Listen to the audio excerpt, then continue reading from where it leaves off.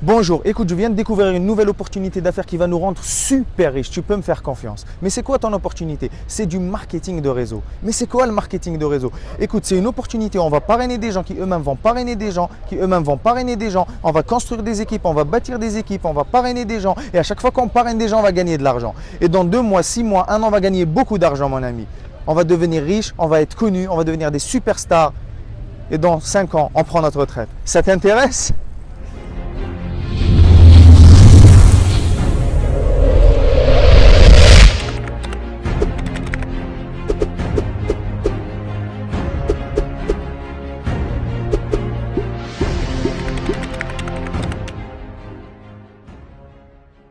Bonjour à tous les amis, c'est Anis Mayou, bienvenue sur cette nouvelle capsule du mercredi, votre dose d'inspiration et de motivation pour relever vos défis du quotidien. Comme vous l'avez vu en introduction, aujourd'hui nous parlons du marketing de réseau et nous parlons de 6 attitudes à développer pour réussir dans le MLM, le Multi-Level Marketing. Donc comme vous l'avez vu en introduction, ce n'est certainement pas ça le marketing de réseau et ce n'est certainement pas comme ça en abordant les gens de cette manière que vous allez réussir dans cette formidable industrie qui est pas mal décriée en France car les gens ne la comprennent pas à cause de personnes qui adoptent cette attitude de vendeurs de tapis et qui promettent aux gens de gagner des sommes astronomiques et de réussir en 2 temps 3 mouvements.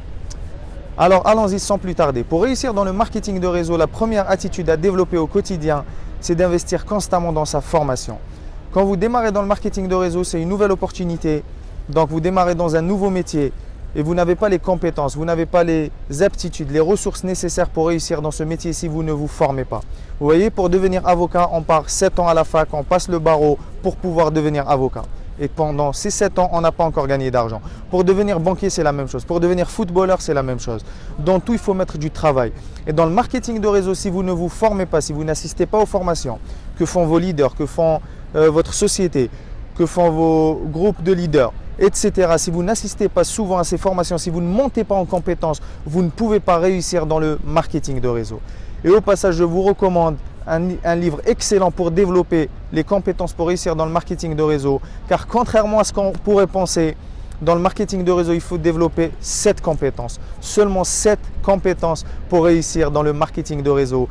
Et je vous invite à lire le livre de mon bon mentor, Eric Worre, les 7 étapes pour réussir dans le marketing de réseau. Il y a seulement 7 étapes, donc ça s'appelle GoPro, 7 étapes pour devenir un professionnel du marketing relationnel. Donc première étape. Deuxième étape, pour réussir dans le marketing de réseau, il va falloir développer, il va falloir muscler votre confiance en vous. Parce que mes amis, le marketing de réseau, c'est un métier de relationnel où il y a beaucoup de relations. D'ailleurs, on appelle ça le marketing relationnel. Mais souvent, les gens font du marketing en oubliant le mot relationnel. Parce qu'il va falloir bâtir des relations de classe mondiale avant de faire du marketing. Et c'est ça qui va faire votre succès dans cette industrie. Donc, la deuxième étape, c'est de développer votre confiance en vous. Et comment se développe cette confiance dans le marketing de réseau? C'est en vous formant, en développant les bonnes compétences, en vous entourant de personnes compétentes qui vous encouragent, en vous entourant de votre parrain qui vous accompagne sur le terrain les premiers mois. Et surtout, en passant à l'action et en développant votre expérience sur le terrain. Parce que plus vous allez passer à l'action, plus vous allez développer vos compétences, plus vous allez les mettre en pratique sur le terrain, et plus vous allez développer votre expérience et donc plus vous allez muscler votre confiance en vous, votre confiance en votre produit, en votre capacité à réussir dans le marketing de réseau, en votre capacité à démarcher de nouveaux prospects et à les faire démarrer dans votre opportunité d'affaires parce que vous allez leur apporter de la valeur ajoutée et pas seulement de l'argent. Troisième étape pour réussir dans le marketing de réseau, et celle-là elle est centrale mes amis, c'est qu'il faut que vous tombiez amoureux du rejet. Plus vous allez être rejeté dans le marketing de réseau, plus vous allez réussir. Parce que le rejet et la déception sont vos meilleurs alliés dans cette industrie. Parce que c'est tout à fait normal quand vous allez aborder des personnes, il y a des personnes qui vont vous rejeter, il y a des personnes qui vont vous dire que c'est une arnaque, il y a des personnes qui vont vous dire que ça ne marchera pas, il y a des personnes qui vont vous dire qu'on vous vend du rêve, il y a des personnes qui vont vous dire que vous croyez encore au rêve américain, etc. Et c'est ça le marketing de réseau, il faut accepter d'être rejeté.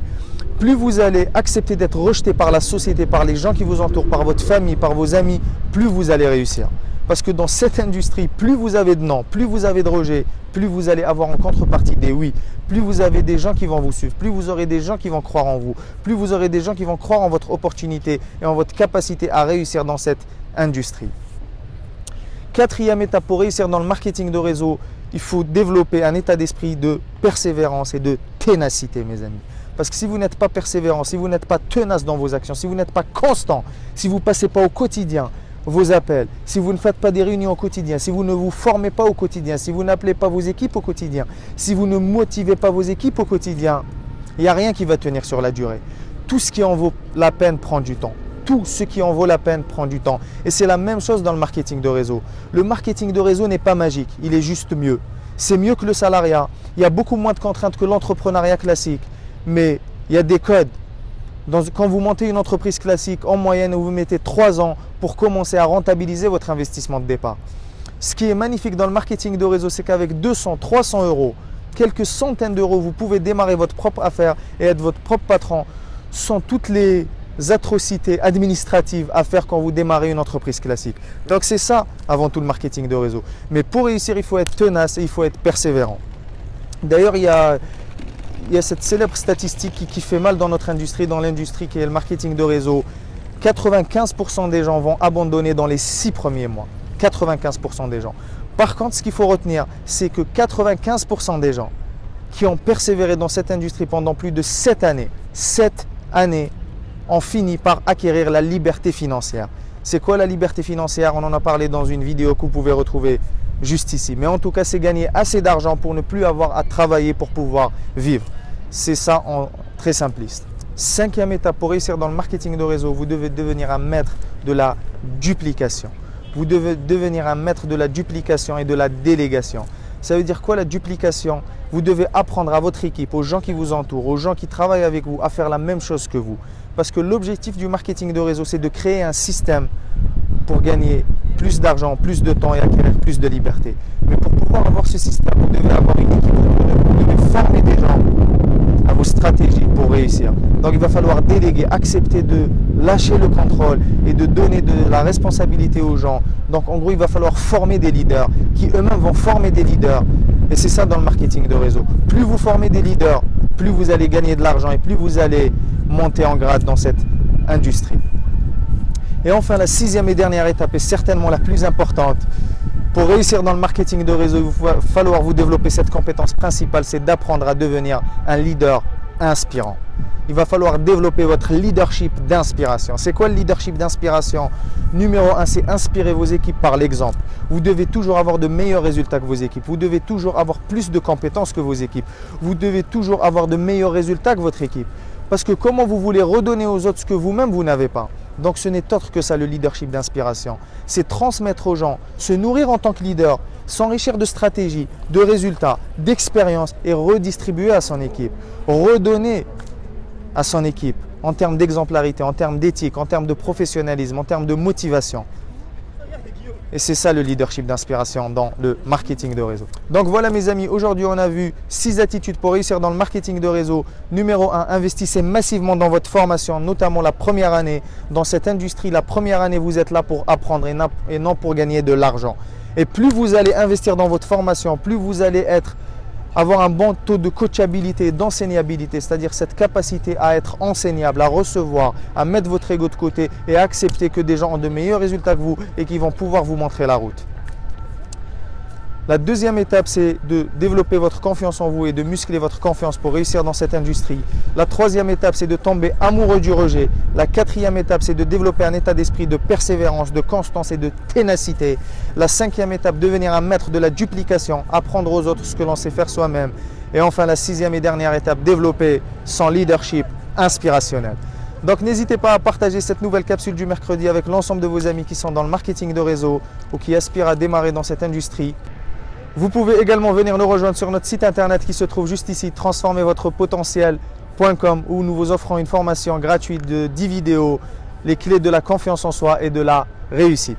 Quant à moi, je vous retrouve très prochainement sur une nouvelle capsule du mercredi. Et d'ici là, prenez toujours le soin d'élever vos standards, de protéger vos rêves, d'oser être différent et de faire partie de ces gens-là qui sont activement engagés à faire une différence dans le monde. Au revoir tout le monde.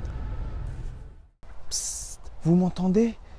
J'ai quelque chose à vous dire, mais j'ai peur de vous déranger, j'ai peur que ça ne vous plaise pas. Vous êtes sûr? Vous m'excusez? Je peux vous dire quelque chose vraiment? Je peux vous délivrer mon message? Parce que j'ai vraiment peur de ce que vous allez penser de moi. J'ai vraiment peur du jugement des autres. Ça m'empêche de vivre, ça m'empêche de demander quoi que ce soit.